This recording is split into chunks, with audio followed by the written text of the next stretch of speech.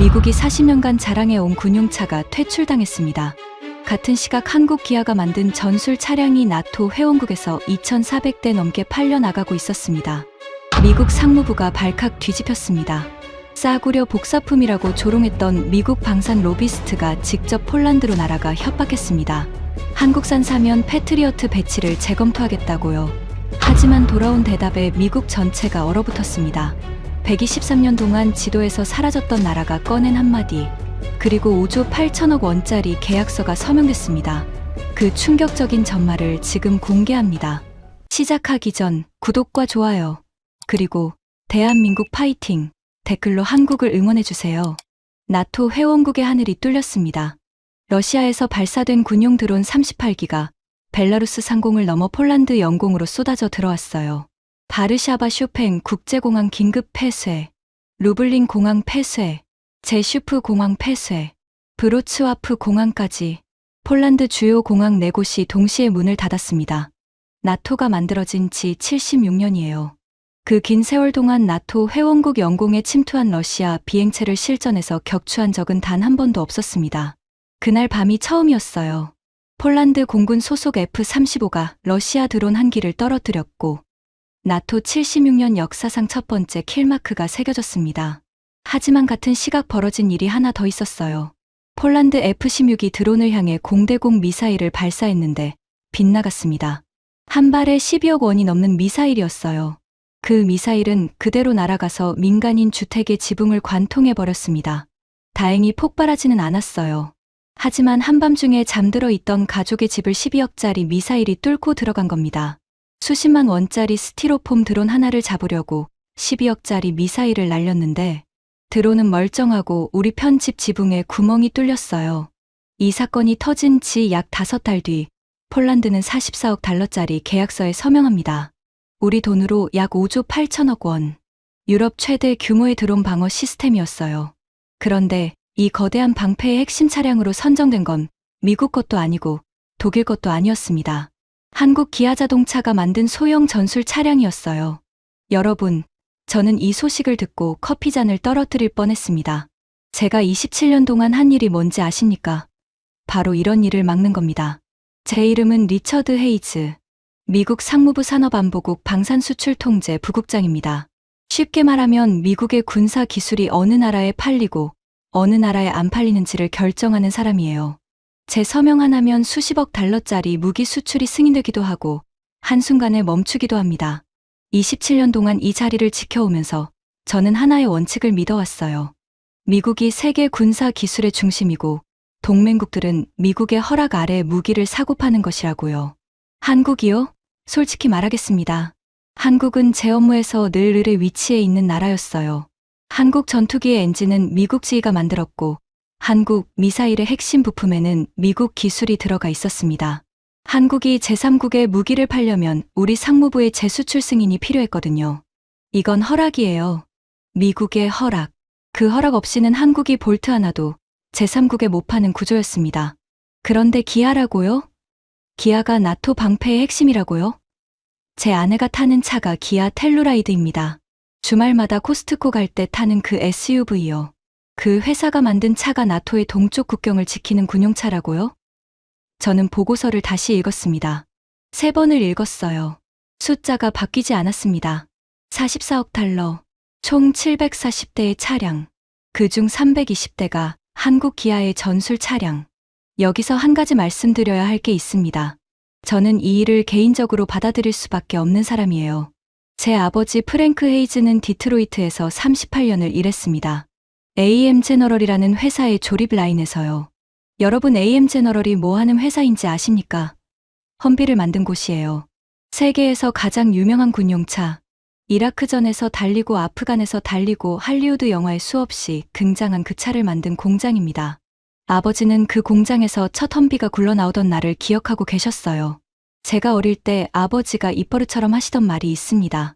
리처드, 미국이 만들면 세계가 줄을 선다. 실제로 그랬거든요. 험비는 42년 동안 미군의 발이었고 60개국 넘게 수출됐습니다.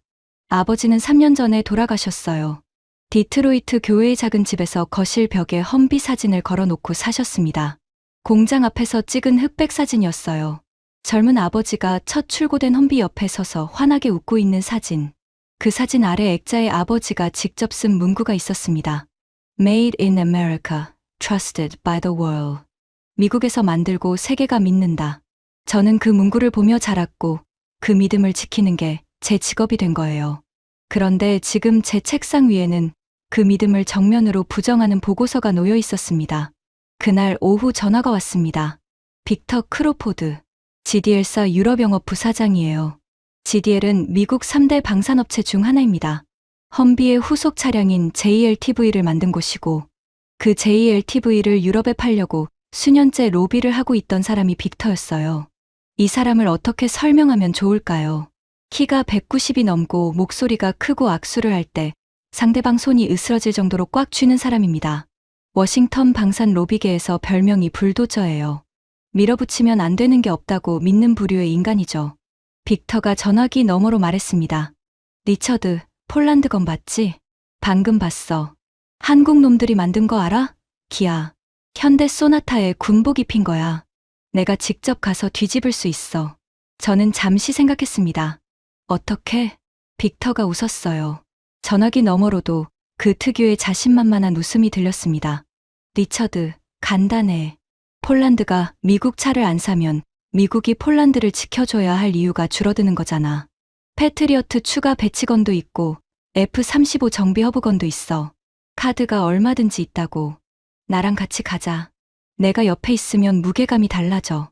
저는 수화기를 내려놓고 창밖을 봤습니다. 워싱턴의 늦가을 하늘이 회색이었어요. 27년 동안 앉아있던 이 사무실에서 수백 건의 수출 승인과 수십 건의 수출 거부를 결정했습니다. 한 번도 의심한 적이 없었어요. 미국이 중심이고 나머지는 주변이라는 걸요. 하지만 그날 보고서의 숫자가 계속 눈앞에서 어른거렸습니다. 44억 달러, 320대. 기아. 나는 빅터에게 다시 전화를 걸었습니다. 바르샤바에서 보자. 바르샤바 쇼팽공항에 내린 건 11월 초였습니다. 활주로를 빠져나오는데 차가운 바람이 코끝을 때렸어요. 디트로이트의 겨울만큼 춥지는 않았지만 공기 속에 묘한 긴장감이 섞여 있었습니다. 도착 게이트에 제임스 파커 대령이 서 있었어요. 주 폴란드 미국 대사관 무관입니다. 40대 중반의 차분한 인상이었고 오른쪽 관자놀이에 희끗한 흰머리가 섞여 있었습니다. 헤이즈 부국장님, 오랜만입니다. 파커 대령, 상황이 어떤가? 파커가 차 문을 열며 말했습니다. 솔직히 말씀드리겠습니다. 생각하시는 것보다 상황이 많이 진행됐습니다. 차가 시내로 향하는 동안 파커가 설명하기 시작했어요.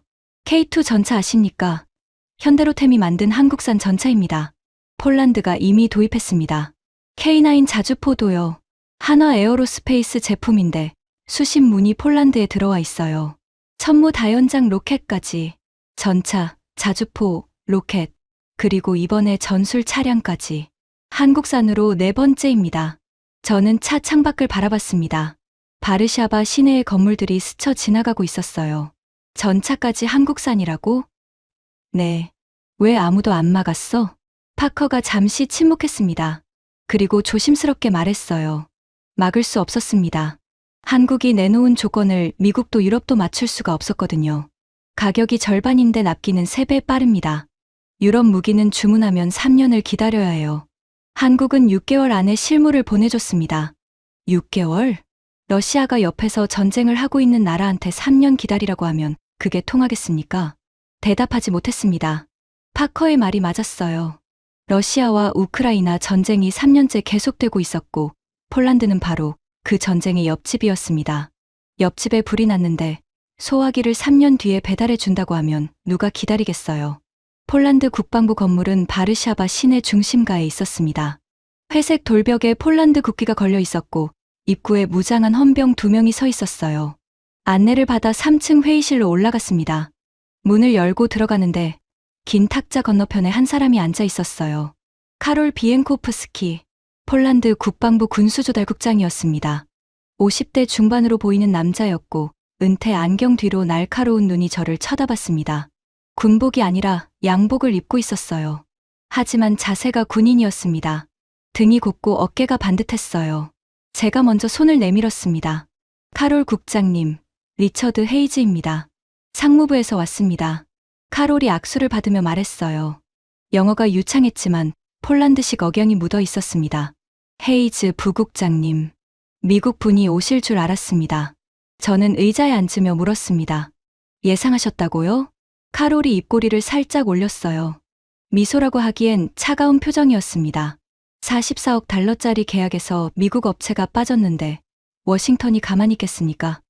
다만 예상보다 늦게 오셨네요. 독일은 사흘 전에 왔다 갔습니다. 등줄기에 찬 기운이 흘렀습니다. 이 사람은 우리가 왜 왔는지 정확히 알고 있었어요. 그리고 전혀 긴장하지 않고 있었습니다. 카롤 국장님, 단도직입적으로 묻겠습니다. 왜 한국산입니까? 카롤이 안경을 살짝 고쳤으며 대답했습니다. 부국장님, 그 질문에 대한 답은 내일 직접 보시게 됩니다. 내일 동부 시험장에서 나토 합동 시연회가 있어요. 미국 차, 독일 차, 터키 차, 한국 차.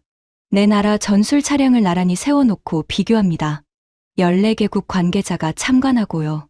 직접 보라는 말씀이신가요? 네. 보시면 제가 따로 설명할 필요가 없을 겁니다.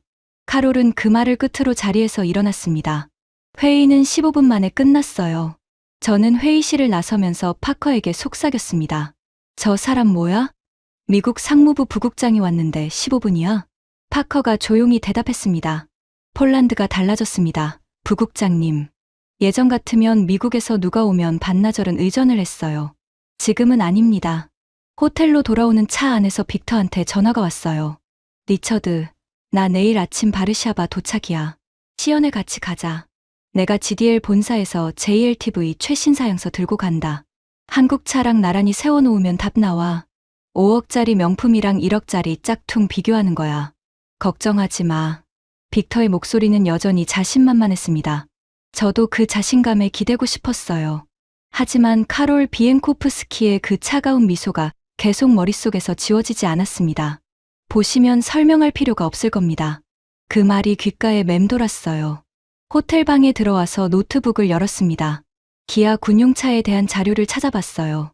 공식 명칭은 KLTV. 한국에서는 현마라고 부른다고 돼 있었습니다. 해처럼 빛나는 말이라는 뜻이래요.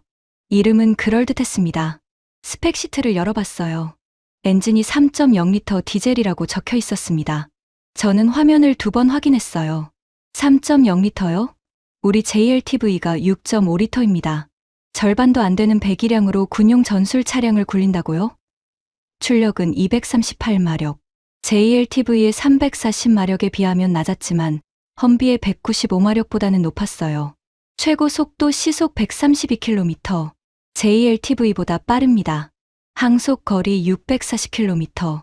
한 번 주유로 서울에서 부산까지 갔다가 대전까지 돌아올 수 있는 거리를 간다는 거예요. 그리고 가격.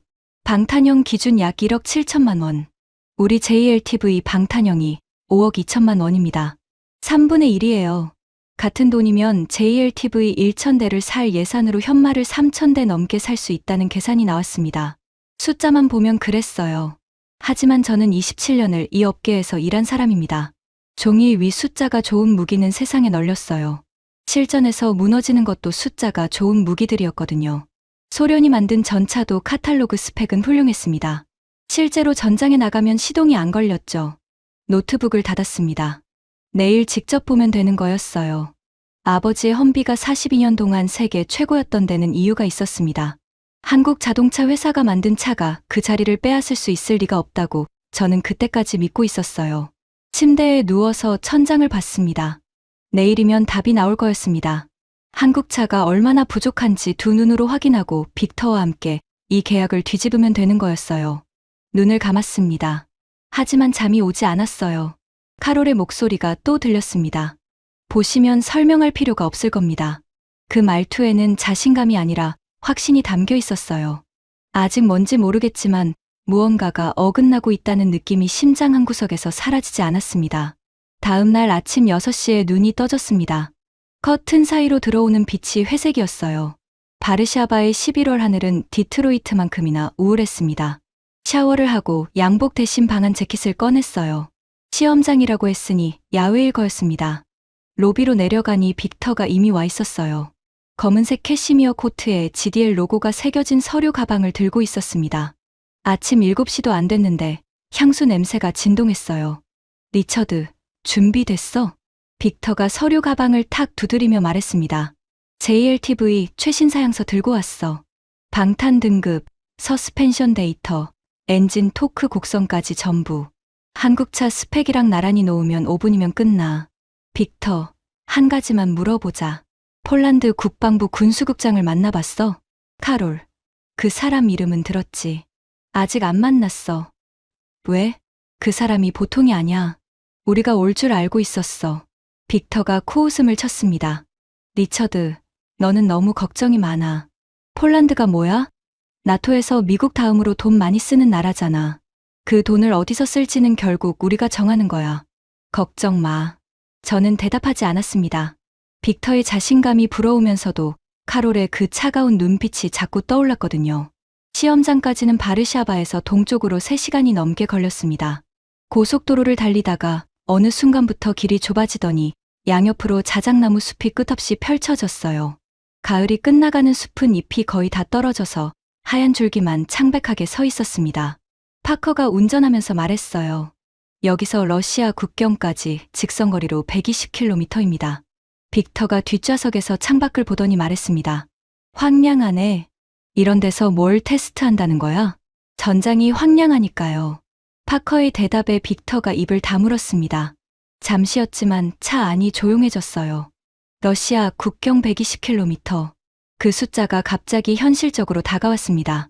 시험장 정문에 도착하니 이미 차량 수십 대가 주차돼 있었습니다. 각국 국기가 그려진 깃발이 바람에 펄럭이고 있었어요. 폴란드, 독일, 프랑스, 영국, 체코, 루마니아, 에스토니아, 노르웨이. 14개국 관계자가 온다더니 정말 축제 분위기였습니다. 하지만 축제치고는 분위기가 무거웠어요. 참관인 대부분이 군복을 입고 있었고 표정이 진지했습니다. 여기 온 사람들은 구경하러 온 게 아니었어요. 자기 나라 군대의 다음 차를 고르러 온 거였습니다. 시험장 한가운데 넓은 시험 구역이 있었고 그 앞에 차량 4대가 나란히 서 있었습니다. 왼쪽부터 미국 JLTV, 독일 이그로 터키 에저, 그리고 맨 오른쪽에 한국 현마. 저는 4대를 한눈에 훑어봤어요. JLTV가 가장 컸습니다. 덩치가 압도적이었어요. 모래색 도장에 미군 특유의 무골이 느껴졌습니다. 빅터가 JLTV 앞에 서더니 양팔을 벌리며 말했어요. 이게 진짜 군용차지. 봐봐, 이 위압감. 이걸 보고도 한국차를 사겠다고? 독일 이그로도 상당했습니다. 각진 디자인에 독일 특유의 정밀한 느낌이 있었어요. 터키 애저는 둘 사이 어딘가에 있었고요. 그리고 현마. 솔직히 말하겠습니다. 첫인상은 작았어요. 다른 세대와 나란히 서 있으니 한 체급 아래처럼 보였습니다. 올리브색 도장의 높은 지상고, 내 바퀴가 떡 벌어진 자세. 나쁘지는 않았지만 옆에 있는 JLTV와 비교하면 경차와 SUV를 나란히 세워놓은 느낌이었어요. 그런데 차 앞으로 다가갔을 때 기아 엠블럼이 눈에 들어왔습니다. 원형 안에 KIA 글자. 제 안에 텔루라이드에 붙어있는 것과 똑같은 로고였어요. 그 로고가 군용 전술 차량 위에 올라가 있었습니다. 빅터가 옆에서 킥킥거렸어요. 리처드, 저거 봐. 저 로고 봐.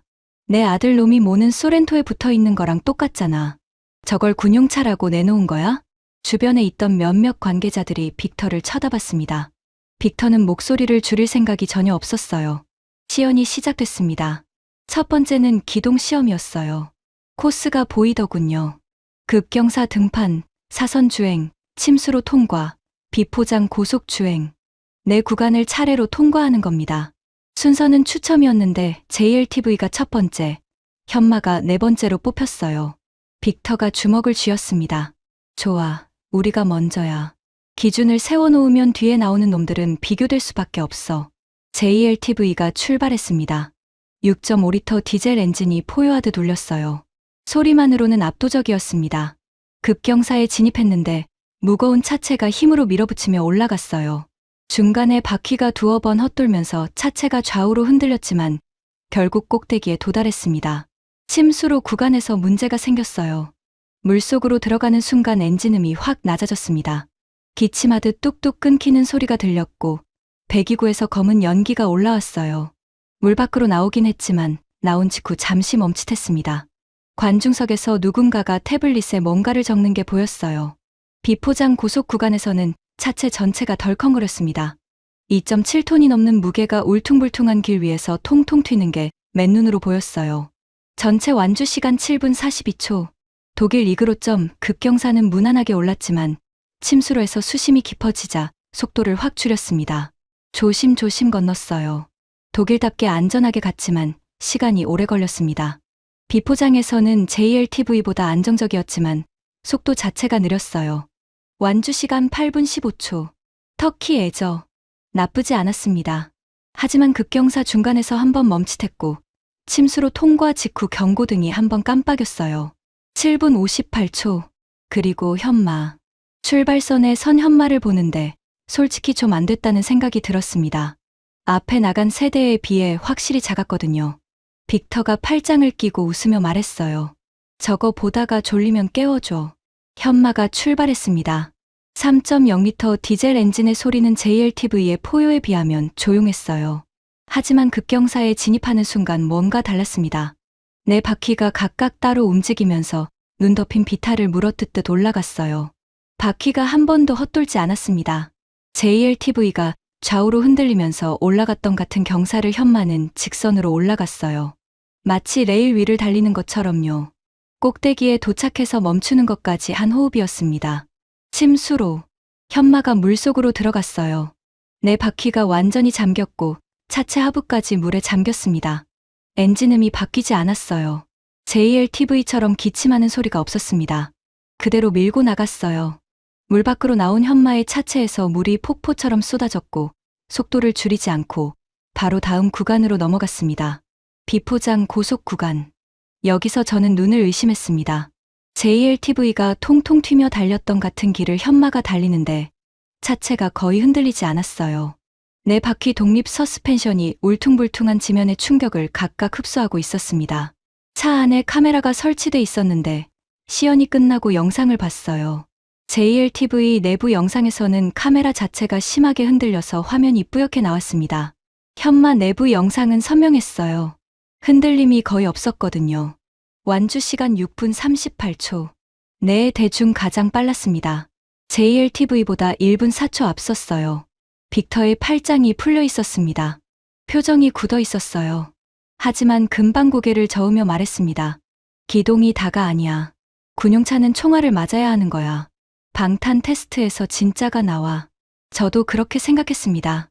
기동성이 좋은 차는 세상에 많아요. 군용차의 진짜 시험은 총알 앞에서 시작되는 거니까요. 오후에 방탄 시험이 시작됐습니다. 폴란드군의 방탄 평가는 다른 나라보다 까다롭다고 파커가 귀띔해줬어요. 보통 방탄 테스트는 장갑 일부분에만 사격하는 경우가 많은데 폴란드는 다릅니다. 차를 거대한 턴테이블 위에 올려놓고 빙빙 돌려가며 360도 전 방향에서 소총을 쏘는 거예요. 어느 방향에서 총알이 날아와도 안에 탄 사람이 살아남을 수 있는지를 보는 겁니다. 전장에서 적이 정면에서만 쏘지는 않으니까요. 총 520발. 차의 앞, 옆, 뒤, 대각선. 전 방향이었습니다. JLTV가 먼저 올라갔어요. 사격이 시작됐습니다. 금속이 금속을 때리는 소리가 시험장에 울려 퍼졌어요. 한 발, 10발, 100발. 차체 표면에 총알 자국이 찍혀나갔습니다.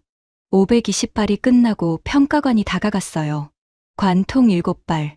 합격 기준은 충족했지만 차체 외판이 여러 군데 안쪽으로 밀려 들어가 있었습니다. 이걸 함몰이라고 하는데 관통은 안 됐어도 안쪽으로 밀린 금속 파편이 탑승자를 다치게 할 수 있어요. 함몰 부위가 14곳이었습니다. 빅터의 표정이 좋지 않았어요. 합격이긴 했지만 화려한 합격은 아니었거든요. 독일 이그로점 관통 4발. JLTV보다 나았지만 역시 함몰이 9곳 발생했습니다. 터키 애저는 관통 11발. 기준 미달이었어요. 터키 측 관계자들의 얼굴이 하얗게 변했습니다. 현마가 턴테이블 위에 올라갔습니다. 올리브색 차체가 천천히 회전하기 시작했어요. 사격이 시작됐습니다. 탕, 탕, 탕. 금속이 금속을 때리는 소리가 리듬처럼 이어졌어요. 100발, 200발, 300발. 차체 표면에 하얀 총알 자국이 별처럼 찍혀나갔습니다. 520발이 끝났습니다.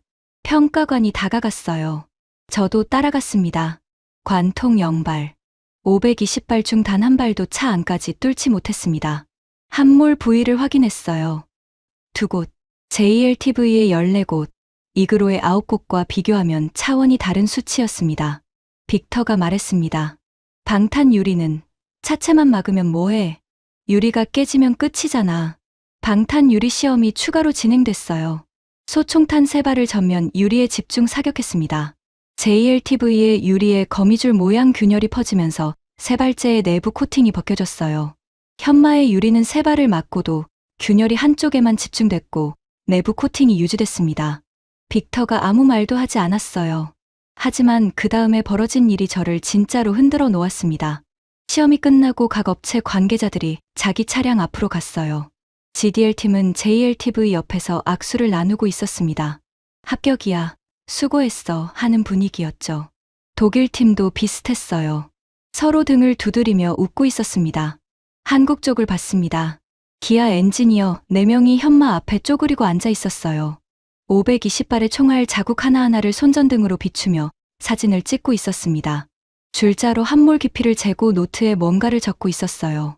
저는 다가가서 물었습니다. 관통 0발이면 완벽한 거 아닙니까? 뭘 더 보는 겁니까? 통역을 통해 돌아온 대답이 이랬습니다. 함몰이 2곳 발생했습니다. 함몰 깊이가 2.8mm입니다. 3mm가 넘으면 내부 충격파가 탑승자 흉골에 영향을 줄 수 있어요. 지금은 2.8이지만 0.2mm 여유밖에 없습니다.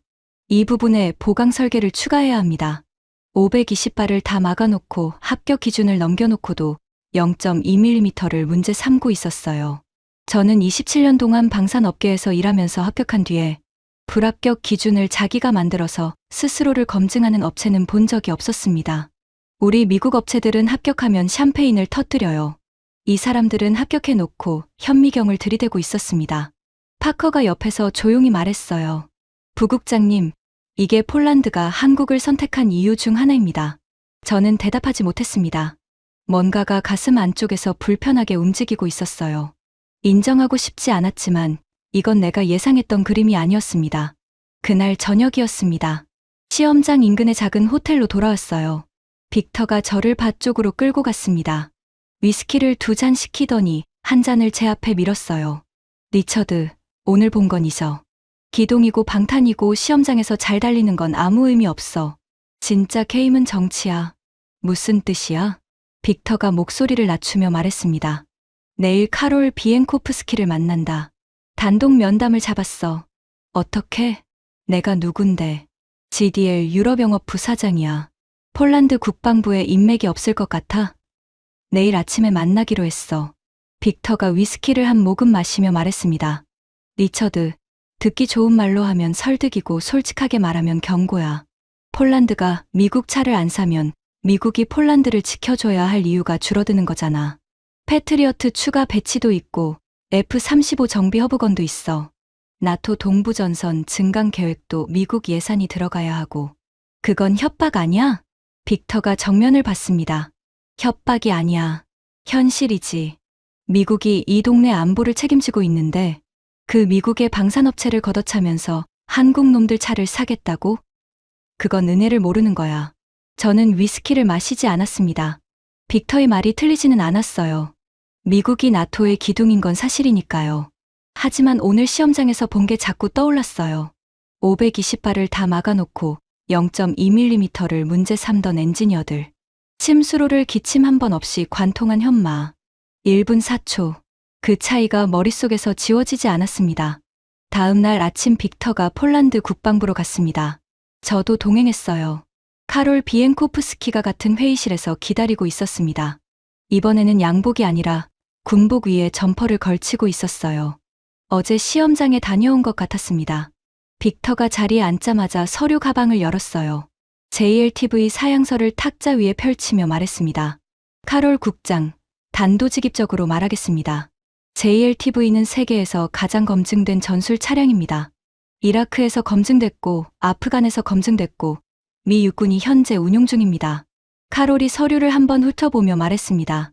크로포드 부사장님, 어제 시험장에 계셨나요? 아니요. 하지만 결과는 보고받았습니다. 그러셨군요. 카롤의 톤이 미묘하게 변했습니다. 직접 보지도 않은 사람이 와서 서류를 내밀고 있다는 뉘앙스였어요. 빅터가 개의치 않고 계속했습니다. 카롤 국장, 핵심은 이겁니다. 폴란드는 나토 동부전선의 최전방이에요. 그 최전방을 지키는 건 미국입니다. 패트리어트 미사일 배치, F-35 후속 지원, 연합훈련 예산. 이게 다 어디서 옵니까? 워싱턴에서 옵니다. 빅터가 탁자 위에 손가락으로 톡톡 두드리며 말했어요. 한국산 차를 사겠다는 결정이 워싱턴에서 어떻게 보일지 한번 생각해 보시죠. 미국이 안보를 제공하는 나라가 미국 방산을 걷어차고 한국 물건을 사겠다. 좋게 안 보일 겁니다. 패트리어트 추가 배치 일정이 재검토될 수도 있고 F-35 정비 허브 유치전에서도 불리해질 수 있어요. 저는 빅터 옆에 앉아서 카롤의 반응을 지켜보고 있었습니다. 카롤의 표정이 변하지 않았어요. 안경 너머 눈동자가 빅터를 응시하고 있었지만 감정이 읽히지 않았습니다. 빅터가 마지막 카드를 꺼냈어요. 솔직히 말씀드리겠습니다. 한국 사람들이 만든 건 결국 복사품이에요. 싸구려 복사품. 미국 기술을 베끼고 미국 부품을 가져다가 조립한 거예요. 시험장에서 잘 달리는 건 인정합니다. 하지만 전장은 시험장이 아닙니다. 진짜 총알이 날아올 때, 진짜 지뢰가 터질 때, 그때 병사의 목숨을 걸 수 있는 건 검증된 미국 차량뿐입니다. 한국 차에 폴란드 병사를 태웠다가 사람이 죽으면 그 책임은 누가 집니까? 회의실에 침묵이 내려앉았습니다. 저는 빅터의 옆에 앉아 있었지만 등에서 식은땀이 흘렀어요. 너무 나갔다는 느낌이었습니다. 싸구려 복사품이라는 말, 사람이 죽으면 이라는 말. 사업 미팅에서 할 수준의 발언이 아니었어요. 카롤이 움직였습니다. 안경을 벗었어요. 천으로 렌즈를 한번 닫고 다시 썼습니다. 그리고 빅터를 정면으로 바라보며 입을 열었어요. 목소리가 낮았지만 또렷했습니다. 크로포드 부사장님, 한 가지 여쭤보겠습니다. 혹시 폴란드 역사를 공부하고 오셨습니까? 빅터가 당황한 표정을 지었어요. 뭐, 대답해 주시죠. 아니, 그게 뭔 상관이야? 카롤이 자리에서 일어섰습니다. 뒤에 있던 캐비닛에서 서류 한 묶음을 꺼냈어요. 탁자 위에 내려놓으며 말했습니다. 그럼 제가 말씀드리죠. 폴란드는 123년 동안 세계 지도에서 사라져 있었습니다. 프로이센과 러시아와 오스트리아가 우리나라를 3번에 걸쳐 나눠 먹었어요. 123년입니다. 그동안 폴란드인은 폴란드어로 말하는 것조차 허락받아야 했습니다. 프로이센이 허락해야 숨을 쉴 수 있었고 러시아가 허락해야 이름을 쓸 수 있었어요. 카롤이 빅터를 똑바로 바라봤습니다. 부사장님이 방금 하신 말씀이 무엇입니까? 미국이 허락해야 우리가 무기를 살 수 있다. 미국이 안 도와주면 우리가 위험해진다. 123년 동안 강대국의 허락으로 살다가 겨우 독립한 나라한테 허락 이야기를 하시면 안 됩니다. 빅터의 얼굴이 붉어졌습니다.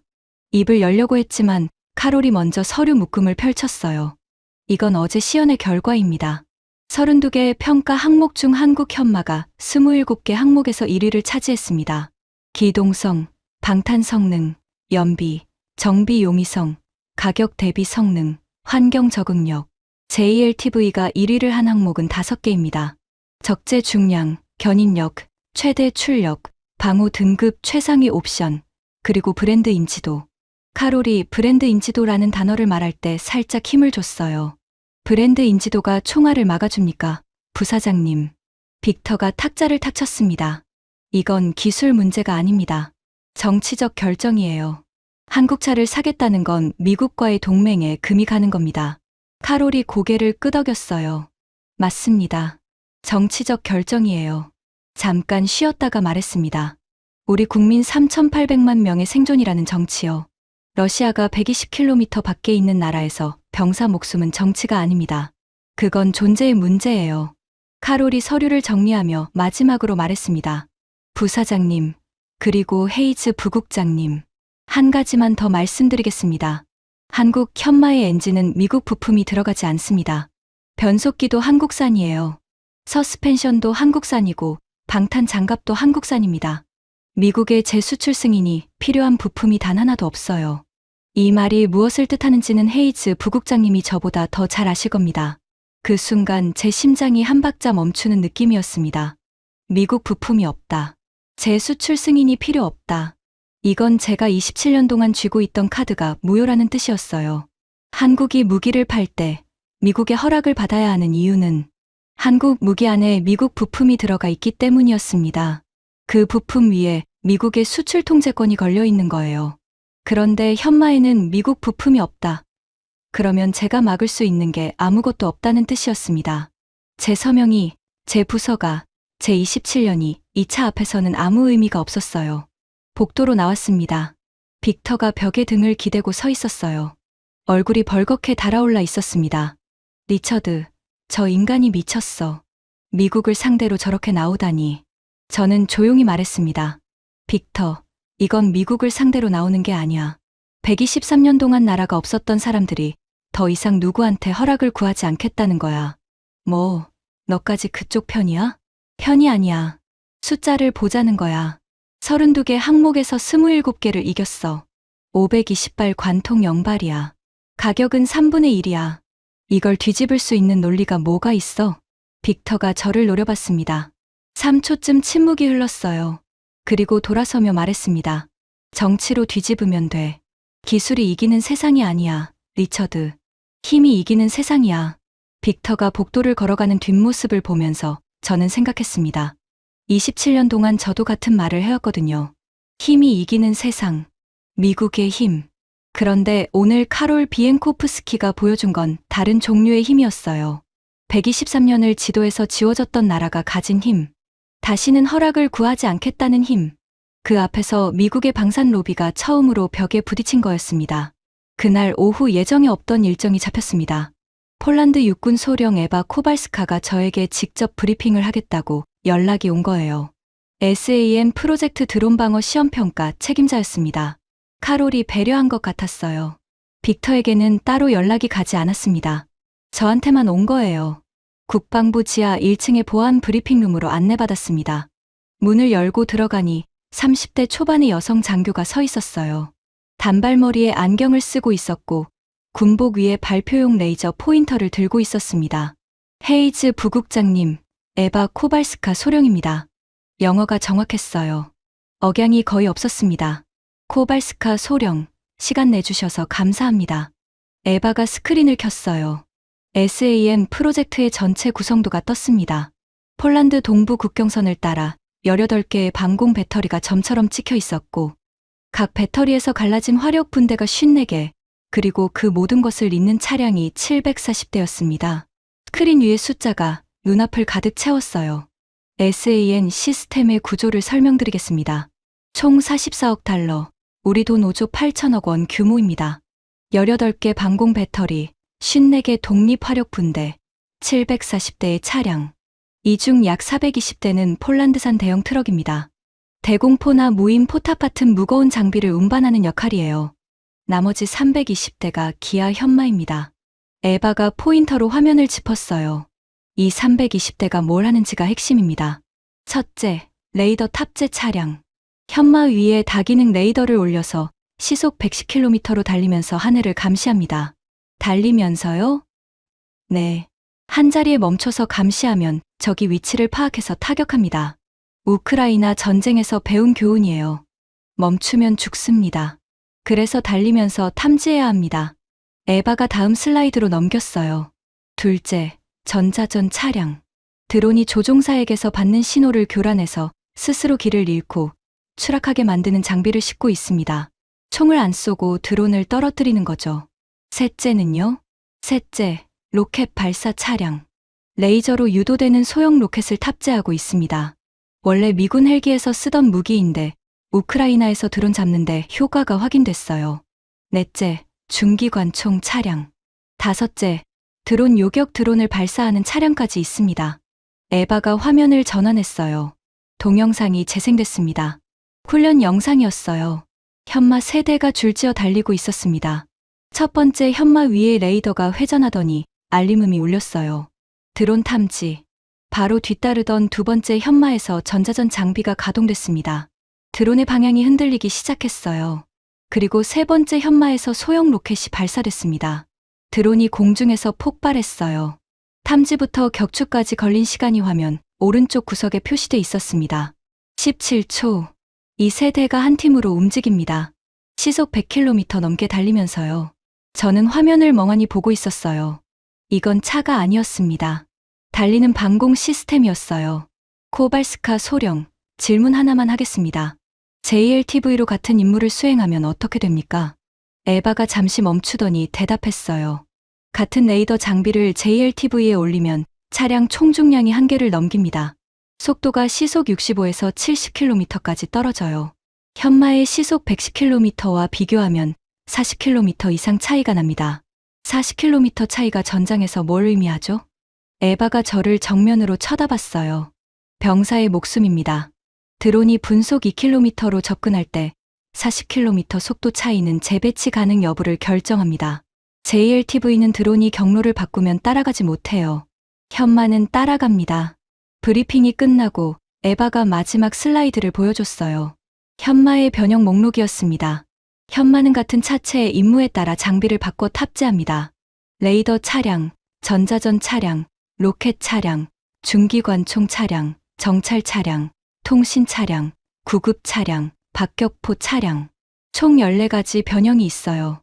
같은 엔진, 같은 변속기, 같은 서스펜션이기 때문에 정비병은 한 종류만 익히면 320대를 전부 수리할 수 있습니다. 에바가 스크린을 끄며 말했습니다. 그리고 폴란드 로소마크 공장에서 현마가 직접 조립되고 있습니다. 전시에 한국에서 배가 못 오더라도 폴란드 땅에서 만들 수 있다는 뜻이에요. 저는 물었습니다. 미국 차량은 현지 생산을 제한했습니까? 에바가 고개를 저었어요. 미국 측은 완제품 수출만 제한했습니다. 현지 생산 제한은 없었어요. 그 한마디가 비수처럼 가슴에 꽂혔습니다. 우리는 만들어서 팔겠다고만 했고 한국은 만드는 법까지 나눠주겠다고 한 거예요. 전시의 공급이 끊길 수 있는 완제품과 자기 땅에서 만들 수 있는 기술. 123년을 남의 허락으로 살았던 나라가 어떤 쪽을 고를지는 물어볼 필요도 없었습니다. 브리핑룸을 나오면서 에바가 말했어요. 헤이즈 부국장님, 한 가지만 더 말씀드려도 될까요? 물론이죠. 저는 3년 전에 한국 포천에서 현마 시험평가에 참가했습니다. 영하 28도에서 시동 시험을 했어요. 예열 없이 시동이 걸렸습니다. 사막에서도 시험했습니다. 아랍의 모래가 기존 필터를 막아서 엔진이 멈춘 적이 있었어요. 그런데 한국 엔지니어들이 부품을 수리한 게 아니라 아예 새로운 공기 정화 시스템을 개발해서 장착했습니다. 8개월 뒤에 제 시험에서 최상위 등급을 받았어요. 고장이 났는데 새 시스템을 만들어서 달았다고요? 네. 파는 데서 끝나는 게 아니라 사는 나라의 환경에 맞춰주는 거예요. 저는 군인으로서 이 차를 평가할 때 가장 인상적이었던 건 성능이 아니었습니다. 성능은 숫자로 나와요. 숫자보다 인상적이었던 건 태도였습니다. 호텔로 돌아오는 차 안에서 파커가 조심스럽게 말했습니다. 부국장님, 한 가지 더 알려드려야 할 게 있습니다. 뭔데? 오늘 나토 시연회에 참관했던 14개국 중에서 체코와 루마니아가 현마 도입 검토를 공식 발표했습니다. 오늘 시연회가 끝난 직후요. 발트 3국도 관심을 표명했고 영국까지 기아 군용차 교체 사업 입찰 소식이 나왔습니다. 저는 창밖을 봤습니다. 바르샤바 시내의 불빛이 스쳐 지나가고 있었어요. 폴란드만이 아니라는 거군. 네, 폴란드가 문을 열면 동유럽 전체가 따라갑니다. 체코가 보고 루마니아가 보고 발트 3국이 보고 있어요. 도미노입니다. 호텔에 도착해서 방에 들어왔습니다. 노트북을 열고 데이터를 정리하기 시작했어요. 한국 방산 수출 증가율. 최근 4년간 한국 방산 수출이 3배 넘게 늘었습니다. 같은 기간 미국 방산 수출 점유율은 조금씩 줄어들고 있었어요. 폴란드에만 한국이 넣은 무기가 K2 전차, K9 자주포, 천무 로켓, 그리고 이번 현마까지 4종류였습니다. 한 나라의 육군을 한국산 무기로 처음부터 끝까지 채울 수 있는 수준이 된 거예요. 빅터에게서 문자가 왔습니다. 내일 워싱턴 본사에 전화한다. 국무부 라인으로 압박을 넣을 거야. 아직 끝난 거 아니야. 저는 문자를 읽고 전화기를 내려놓았습니다. 아버지의 말이 또 들렸어요. 미국이 만들면 세계가 줄을 선다. 그런데 지금 폴란드 앞에 줄을 서 있는 건 미국이 아니었습니다.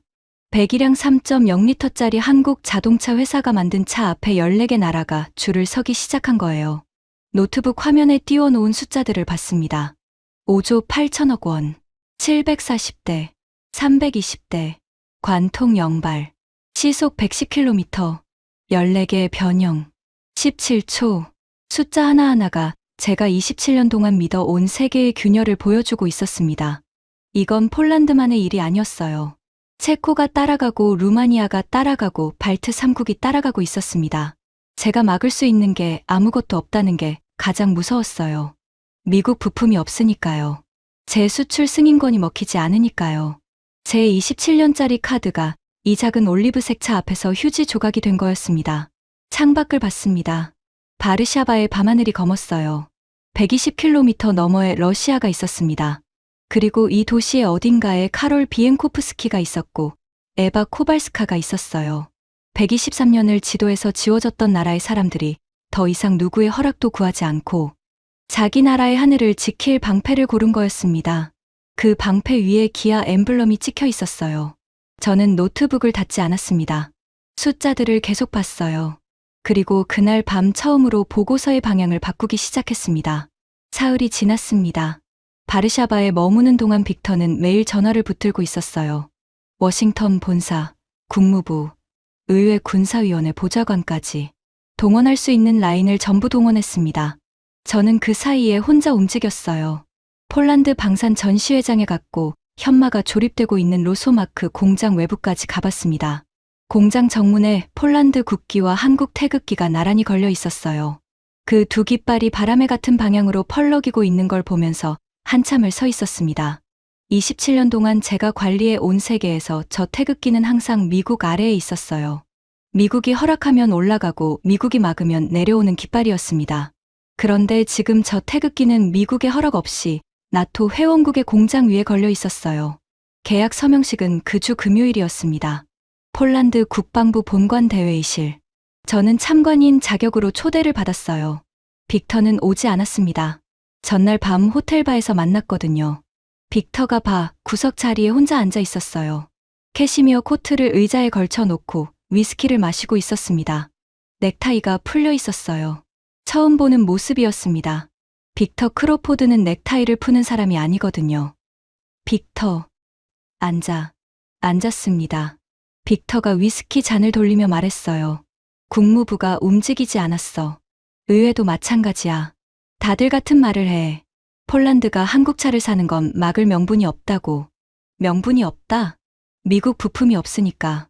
제 수출 통제 대상이 아니니까. 무역법상 제재 근거가 없다는 거야. 법적으로 막을 수 있는 게 아무것도 없어. 빅터가 위스키를 한 모금 마셨습니다. 리처드, 나 이 업계에서 22년이야. 처음이야. 한국 때문에 이렇게 된 건. 저는 아무 말도 하지 않았어요. 빅터를 미워할 수가 없었습니다. 이 사람도 자기 방식으로 미국을 지키려고 한 거였으니까요. 방법이 틀렸을 뿐이에요. 협박으로 막을 수 있는 시대가 끝났다는 걸 빅터는 아직 받아들이지 못하고 있었습니다. 내일 서명식 안 가? 빅터가 고개를 저었어요. 가서 뭘 해? 내가 진 걸 구경하러? 나는 내일 아침 비행기로 워싱턴 돌아간다. 빅터가 잔을 내려놓으며 말했습니다. 리처드, 한 가지만 말해줘. 내가 봤잖아. 저 한국차가 그렇게 대단한 거야? 진심으로. 저는 잠시 생각했습니다. 그리고 솔직하게 대답했어요. 빅터, 차가 대단한 게 아니야. 차 뒤에 있는 시스템이 대단한 거야. 520발을 막아놓고 0.2mm를 문제 삼는 엔지니어들. 고장나면 부품을 수리하는 게 아니라 새 시스템을 만들어서 다는 회사. 완제품만 팔겠다는 게 아니라 사는 나라 공장에서 직접 만들게 해주는 구조. 우리는 그런 걸 제안한 적이 없어. 빅터가 저를 봤습니다. 3초쯤 침묵이 흘렀어요. 그리고 돌아서며 위스키를 마저 마셨습니다. 이건 시작일 뿐이야. 아직 끝난 거 아냐? 하지만 그 목소리에 힘이 없었어요. 불도저라는 별명이 무색하게 빅터의 어깨가 처져 있었습니다. 다음 날 아침, 폴란드 국방부 대회의실. 높은 천장에 샹들리에가 달려 있었고 양쪽 벽에 폴란드 역대 영웅들의 초상화가 걸려 있었습니다. 정면에 긴 테이블이 놓여 있었고 그 위에 서명할 문서가 가지런히 놓여 있었어요. 폴란드 국방부 장관, 참모총장, 그리고 사업을 수주한 컨소시엄 대표들이 앞줄에 앉아 있었습니다. 저는 참관석 맨 뒷줄에 앉았어요. 폴란드 총리가 연단에 섰습니다. 회의실이 조용해졌어요. 오늘 우리는 역사적인 결정을 공식화합니다. SAM 프로젝트 44억 달러. 유럽에 이런 규모의 통합형 지능 드론 방어 시스템은 존재하지 않았습니다. 오늘부터 존재합니다. 박수가 터졌어요. 저는 박수를 치지 않았습니다. 칠 수가 없었어요. 서명이 시작됐습니다. 한 사람씩 테이블 앞으로 나가 문서에 서명했어요. 카롤 비엔코프스키가 군수국장으로서 폴란드 측 실무 서명을 했습니다. 펜을 내려놓고 돌아서는 카롤의 얼굴에 감정이 스쳤어요. 웃음이 아니었습니다. 안도였어요. 123년을 지도에서 지워졌던 나라의 관료가 자기 나라를 지킬 방패에 서명한 순간의 안도. 그 표정을 보는데 목이 뜨거워졌습니다. 저는 미국 사람이에요. 미국의 이익을 지키러 온 사람입니다. 그런데 이상하게도 카롤의 그 안도감이 마음에 와닿았어요. 나라를 지키고 싶다는 마음 앞에서는 국적이 의미가 없었습니다. 서명식이 끝나고 사람들이 빠져나가기 시작했어요. 저는 자리에서 일어나지 않고 앉아 있었습니다. 그때 카롤이 제 쪽으로 걸어왔어요. 참관석 뒷줄까지 일부러 온 거였습니다. 헤이즈 부국장님, 카롤 국장님, 축하드립니다. 카롤이 제 옆 의자에 앉았어요. 부국장님, 한 가지 오해가 없으셨으면 합니다. 무슨 오해요? 우리는 미국을 적으로 만들려는 게 아닙니다. 폴란드는 나토 회원국이고 미국은 우리의 가장 중요한 동맹입니다. 패트리어트도 필요하고 F-35도 필요해요. 그건 변하지 않습니다. 카롤이 잠시 멈추었다가 말했습니다. 다만 우리 병사들의 목숨을 누군가의 사업 이익보다 앞에 둔 것뿐입니다. 32개 항목에서 27개를 이긴 차를 두고 정치적 이유로 5개를 이긴 차를 살 수는 없었어요. 그건 병사들에 대한 배신이니까요. 저는 대답하지 못했습니다. 목이 막혔어요. 카롤이 일어서며 마지막으로 말했습니다. 부국장님이 워싱턴에 돌아가서 쓸 보고서가 있다면 이것만 적어 주십시오. 폴란드는 미국을 버린 것이 아니라 병사를 선택한 것이라고. 카롤이 돌아간 뒤 저는 한참을 앉아 있었어요. 회의실에 사람이 거의 빠져나간 뒤에야 일어났습니다. 복도로 나오는데 에바 코발스카 소령이 기다리고 있었어요. 헤이즈 부국장님, 내일 로소마크 공장에서 첫 현마 조립 라인이 가동됩니다. 보시겠습니까? 저는 잠시 망설였습니다. 아니요. 저는 내일 돌아가야 합니다. 보고서를 써야 하니까요. 에바가 물었어요. 어떤 보고서요? 진실을 쓰는 보고서요. 에바가 살짝 미소 지었습니다. 카롤의 차가운 미소와는 다른 따뜻한 미소였어요. 부국장님, 저는 군인입니다. 군인은 정치를 모릅니다. 하지만 한 가지는 압니다. 진실을 쓰는 보고서가 가장 오래 남는다는 거요. 에바가 경례를 하고 돌아갔습니다. 짧은 단발머리가 복도의 형광등 아래서 흔들렸어요. 30대 초반의 젊은 장교. 러시아 국경에서 120km 떨어진 곳에서 드론을 막는 방패를 시험하는 사람. 그 사람의 목숨이 제가 쓸 보고서 위에 놓여 있었습니다. 다음 날 아침 바르샤바 공항. 출국장으로 가는 길에 면세점 옆을 지나가는데 TV가 켜져 있었어요. 폴란드 뉴스였습니다. 폴란드어를 못 알아들었지만 화면에 뜬 영상은 알아볼 수 있었어요. 현마가 달리고 있었습니다. 폴란드 동부의 어딘가를 질주하는 올리브색 전술 차량. 차 위에 레이더가 돌아가고 있었고 뒤를 따르는 차량에서 로켓이 발사되는 장면이 나왔습니다. 화면 하단에 자막이 떴어요. 영어 동시 자막이 한 줄 보였습니다. Poland's new shield against the drone. 폴란드의 새로운 드론 방패. 그 방패의 화면 한 구석에 기아 엠블럼이 선명하게 찍혀 있었습니다. 비행기에 올랐습니다. 워싱턴까지 9시간. 좌석에 앉아서 노트북을 열었어요. 보고서를 쓰기 시작했습니다. 보고서 제목 나토 경전술 차량 시장의 구조적 전환 미국 방산 수출 통제의 한계와 대안. 서론을 쓰다가 멈췄습니다. 27년 동안 이런 제목의 보고서를 쓸 줄은 몰랐어요. 미국 방산의 한계라니. 하지만 사실이었습니다. 현마에는 미국 부품이 없었어요. 제 서명이 필요한 부품이 단 하나도 들어가 있지 않았습니다. 가격은 미국 차의 3분의 1이었고 방탄 성능은 미국 차를 넘었어요. 기동성은 비교가 안 됐고 현지 생산까지 제한했습니다. 정치적 압박으로 막으려 했지만 법적 근거가 없었어요. 이건 제 부서의 패배가 아니었습니다. 미국 방산 생태계 전체의 구조적 문제였어요. 보고서를 쓰면서 아버지 생각이 났습니다. 디트로이트 AM 제너럴 공장에서 38년을 일한 프랭크 헤이즈. 첫 험비가 공장에서 굴러나오던 날 환하게 웃던 아버지. 미국이 만들면 세계가 줄을 선다. 아버지의 그 말이 틀린 건 아니었어요. 42년 동안 맞는 말이었습니다. 험비가 60개국에 팔렸고 미군의 발이 되어 주었고 세계 최고였어요. 하지만 세계가 바뀌었습니다. 폴란드는 123년을 지도에서 사라져 있었습니다. 겨우 37년 전에 진짜 독립을 되찾은 나라예요. 그 나라의 하늘이 뚫렸을 때, 12억짜리 미사일이 민가 지붕에 꽂혔을 때 그들이 필요했던 건 미국의 위신이 아니었어요. 병사의 목숨을 지킬 수 있는 가장 좋은 도구였습니다. 520발을 막아내고 0.2mm를 문제 삼는 엔지니어가 만든 차. 시속 110km로 달리면서 드론을 잡는 차. 가격은 3분의 1이고 사는 나라의 공장에서 직접 만들 수 있게 해주는 차. 그 차를 만든 나라가 한국이었고 그 차를 만든 회사가 기아였습니다. 노트북 옆에 놓아둔 지갑에서 사진 한 장을 꺼냈습니다. 아버지가 돌아가시기 전 마지막으로 함께 찍은 사진이에요. 디트로이트 교회 집 거실에서 찍은 건데 아버지 뒤로 벽에 걸린 험비 사진이 보입니다. Made in America, Trusted by the World. 저는 보고서의 마지막 문단을 썼습니다. 아버지가 만든 험비는 42년 동안 세계 최고였습니다.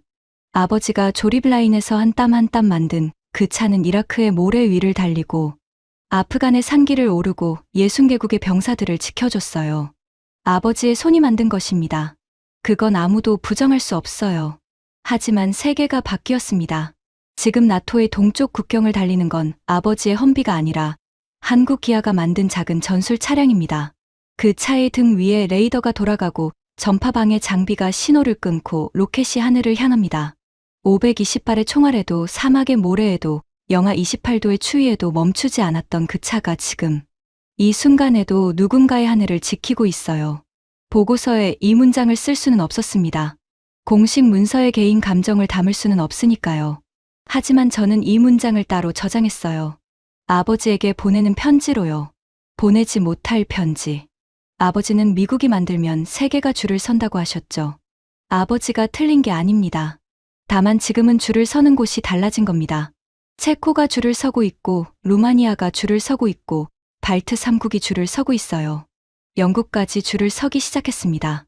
그 줄의 맨 앞에 기아, 엠블럼이 붙은 올리브색 차가 서 있어요. 비행기가 대서양 위를 날고 있었습니다. 창밖은 캄캄했어요. 아래에 바다가 있을 거였지만 보이지 않았습니다. 제 머릿속에는 숫자들이 맴돌고 있었어요. 5조 8천억 원, 320대, 관통 0발, 시속 110km, 17초, 32개 항목 중 27개 1위.